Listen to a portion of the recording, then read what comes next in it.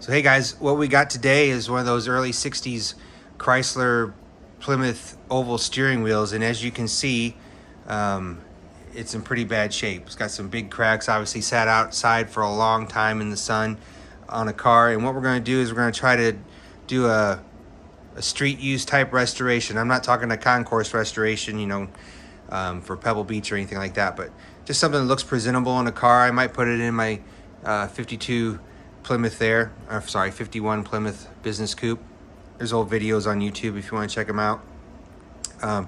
So what I usually do on these is I usually use like JB Weld and some and then do some fine tuning with some body fiberglass filler and high build primer and all that. But since this one has some pretty decent sized gaps, I'd be using a lot of tubes of JB Quick to do that. So I found this stuff at my local hardware store, and I'm going to see if it works or not on this. It's a plastic weld, so it says great for plastic, and so I'm going to try that, and it looks like it's got a cure time of 20-25 minutes. So I'm going to try that to try to fill in these big gaps, and then I'll maybe use the JB Quick on some of the smaller gaps. But yeah, let's see what happens here. So the first thing I'm going to do is, as you can see in some of these large gaps here, there's some rusty metal, the metal part of the steering wheel. I'm going to go ahead and hit some of those really quick with some Rust-Oleum rust reformer, just to help it maybe not rust from the inside.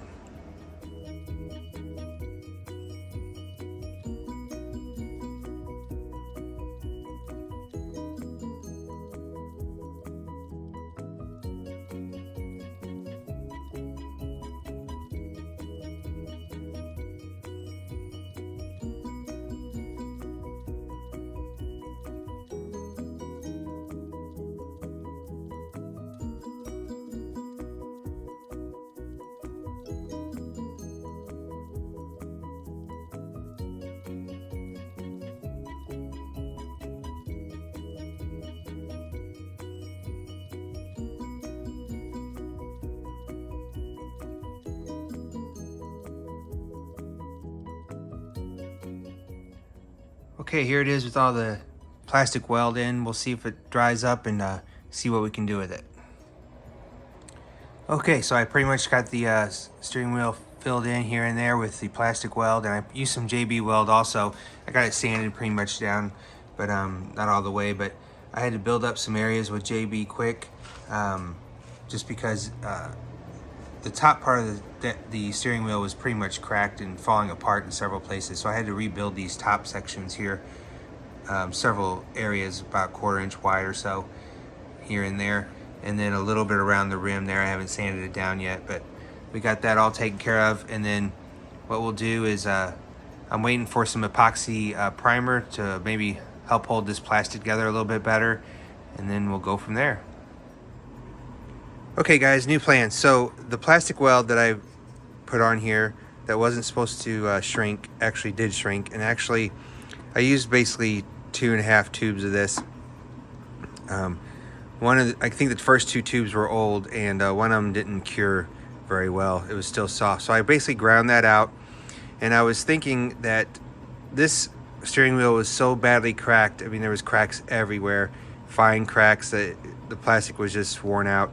I just went ahead and covered it in normal JB Weld, so it's going to take a day or so to cure before I start sanding it down again. But I just want to let you know, don't use the plastic weld. Probably that's probably not the best way to do it. So maybe use, like, I don't know, maybe the tank weld or something else, or buy it from one of the manufacturers that have steering wheel repair kits or whatever. But anyway, we're making do. So I covered it in JB Weld. We'll sand it down. It sands pretty easily with 80 grit, and then we'll sand down fine. And then I'll put the epoxy primer on it and go from there.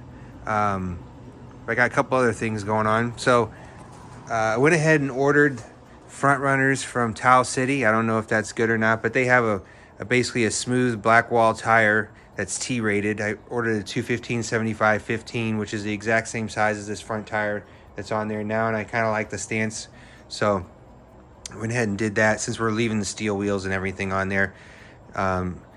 So So yeah, we got that. They're coming in hopefully in a week or so, and we'll get those mounted with the red wheels. And then I also bought some Porta walls. We'll see how those look on the front tires.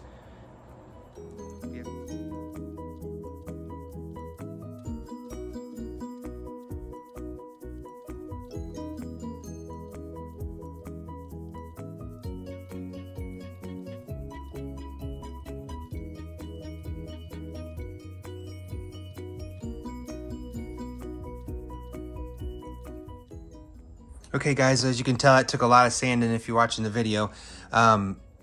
Basically the hardest part was getting in these grooves here. As you can see, I did a lot of fine detail trying to get in these grooves and make these lines crisp here. And then besides repairing all the big cracks that were in it. But then there's basically 3 smaller grooves that go in this part right here. And one of them was affected by the, this side right here was affected by the crack or whatever. So I just had to take some time and reproduce those a little bit. I'm gonna take a little bit more off this one here.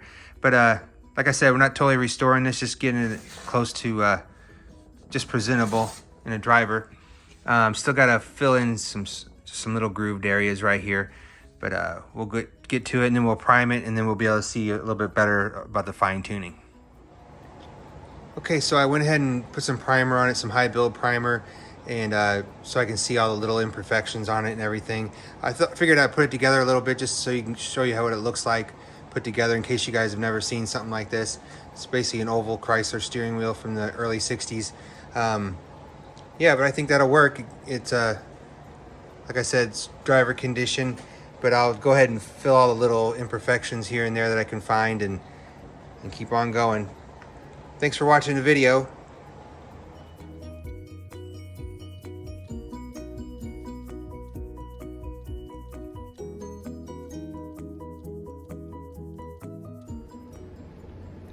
Hey guys, thanks for watching, and remember this video is not for educational purposes, it's for entertainment purposes only because I have no idea what I'm doing. Thank you. If you like this video, don't forget to like and subscribe. Thank you.